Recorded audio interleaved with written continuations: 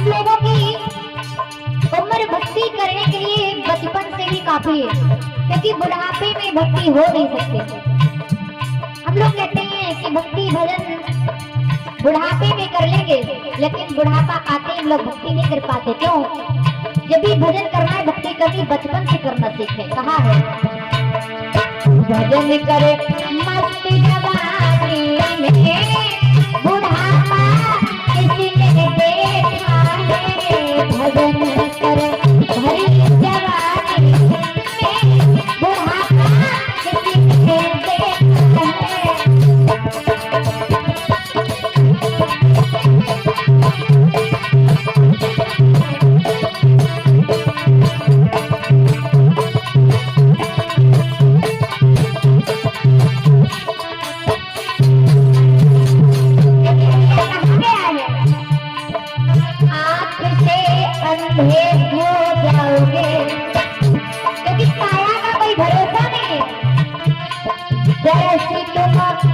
नहीं पाओगे, बाद में फिर पछताओगे। बुढ़ापा किसी ने देखा है। भजन करो मस्त जवानी में, बुढ़ापा किसी ने देखा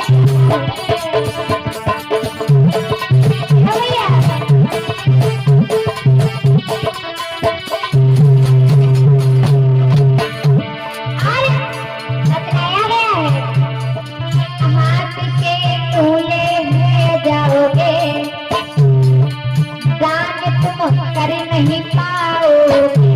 क्यों? जब तक जवानी रहती तब तक भरोसा रहता कि हमारे लड़के महाराज हमारे समान कोई इस दुनिया में नहीं है। और जब बुढ़ापा आया तो महाराज पता नहीं पल से पल में क्या हो गया। क्या हमारे हाथों का ठिकाना है कि साबुत ऐसे ही बने रहेंगे? क्या हमारे पैरों का ठिकाना है? हमारे शरीर का कोई ठिकाना नहीं। हमारा शरीर खुद का नहीं होता। इसलिए कहा दान तुम करे नहीं पाओगे, लेकिन बाद में फिर पछताओगे। बुढ़ापा किसने देखा है।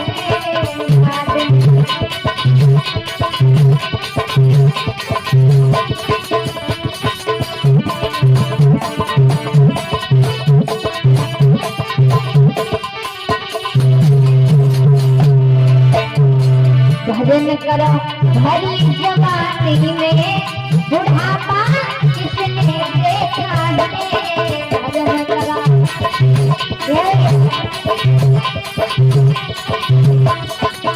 क्या बात है।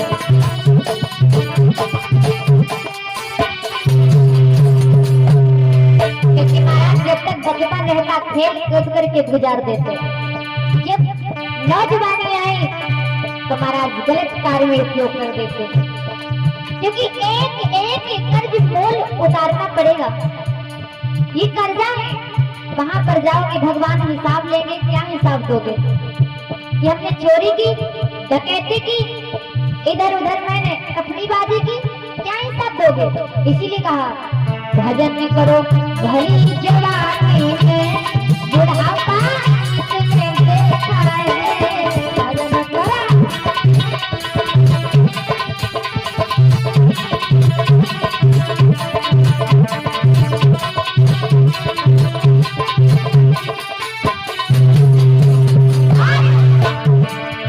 पैर से लंगड़े हो जाओगे, तीरथ तुम जान नहीं पाओगे। क्यों? क्योंकि महाराज जब तक हमारे पैर चलते तब तक पैरों का सहारा है। महाराज बताओ कहां से कहां हम पहुंच जाएं। और जब पैर हमारे असमर्थ हो जाते, हम चलने के योग्य नहीं रहते, तो महाराज दूसरे के सहारे हो जाते। तो इसलिए कहा पराधीन सपने सुख नहीं। पराधीन यानी पराये सहारे में कभी सुख नहीं मिलने वाला। जब तक अपना शरीर है चलता है तब तक हमें बहुत सुख है। इसलिए कहा बाद में फिर पछताओगे। बुढ़ापा किसने देखा है। बाद में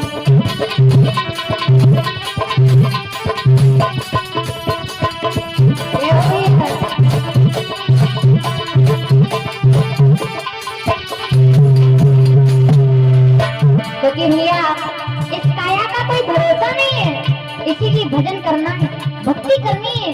महाराज बचपन से ही अपने जीवन को सुधार लें।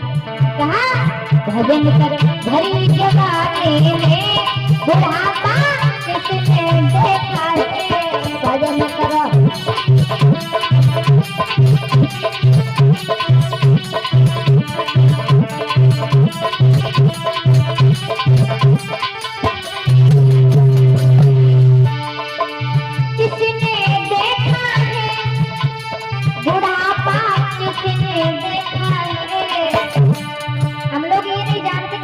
आ जाएगा, किसी ने नहीं देखा, लेकिन जो चौथा बनाता हम लोग पछताते हैं कि इससे अच्छा अच्छे कार्य कर लिए होंगे। इसलिए कहा भजन करो भरी जवानी में बुढ़ापा किसने देखा, भजन करो।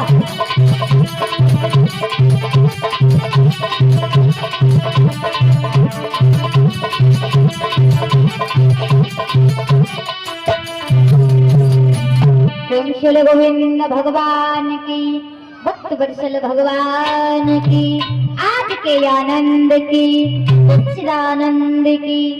इसलिए क्या भरोसा इस जिंदगी का, बोले साथ देते नहीं किसी का, क्योंकि अर्जी हमारी मर्जी आप लोगों की है। इसलिए अपने जीवन को सुधारना है।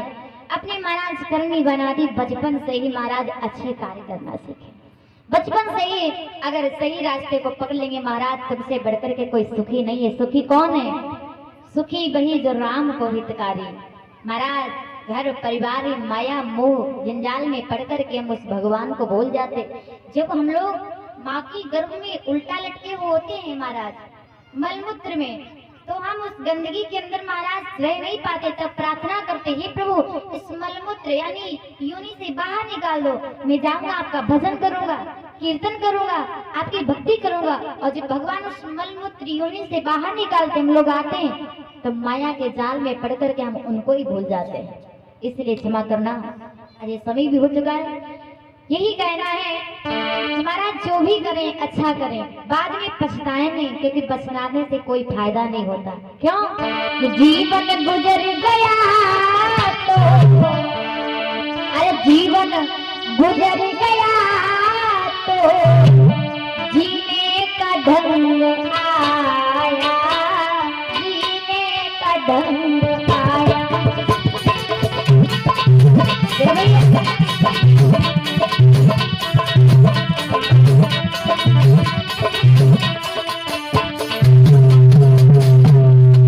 हमारा जीवन व्यतीत हो जाए, जब ढंग आए तो क्या करना भाई? जब हम चाहते थे तब ऐसा हुआ नहीं, और जब पूरा जीवन व्यतीत हो गया तब आया भी तो क्या आया। इसलिए कहा जीवन गुजर गया तो, इधर उधर महाराज गलत कार्य में प्रयोग किया तो जीवन गुजर गया, तब पछता रहे हैं।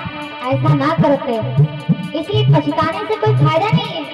जीवन गुजर गया तो जीने का ढंग आया, हर जीने का ढंग आया।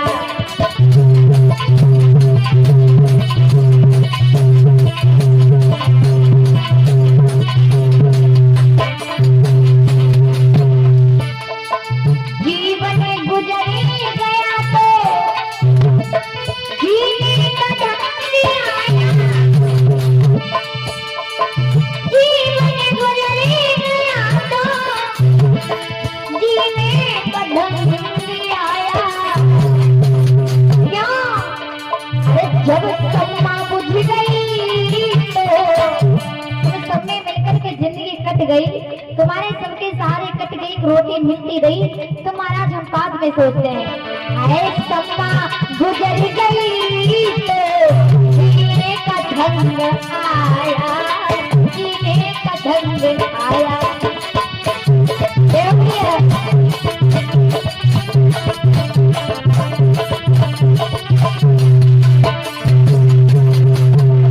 जीवन गुजर गया तो, जीवन गुजर गया तो जीने का ढंग आया, जीने का ढंग आया।